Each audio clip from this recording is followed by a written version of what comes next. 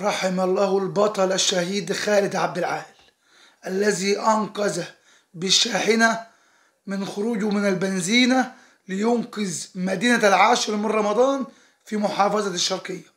اللهم ارحمه رحمة واسعة. اسمع معايا التقارير والتفاصيل الكاملة بعد الفاصل. كل الأسى والحزن ننعي أسرة الشهيد خالد عبد العال.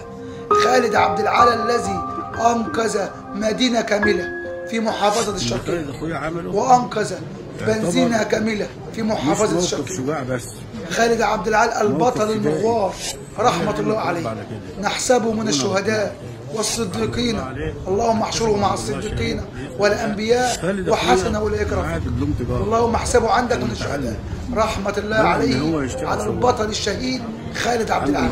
خالد عبد العال الذي كان يركب شاحنة محملة بالبنزين وكاد أن تنفجر في البنزين، ولولا ستر الله ثم ذكاء خالد عبد العال لولعت واندلعت الحرائق في مدينة العاشر من رمضان بالقرب من محافظة الشرقية. رحم الله الشهيد خالد عبد العال.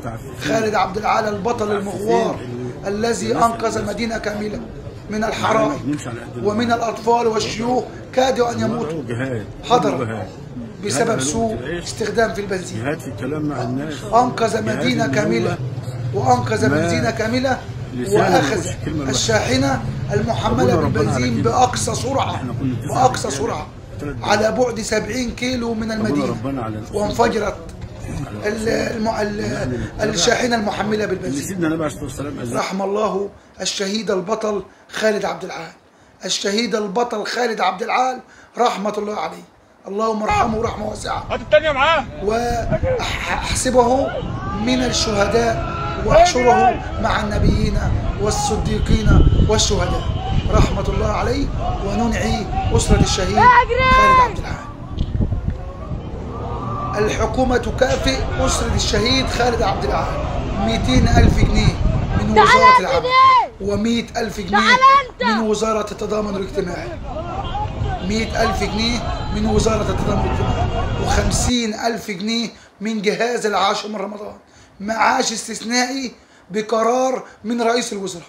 وفاة البطل خالد عبد العال الذي أنقذ محطة وقود العاشر من رمضان والمساكن المجاورة له من كارثة حتما كانت تقضي على المدينة وتقضي على البنزين، وقاد الشاحنة المحترقة بعيدا عن المحطة، أنقذ محطة الوقود، وأيضا أنقذ القرى المجاورة والمدينة المجاورة، وأخذ الشاحنة على بعد 70 كيلو من تفحم كامل.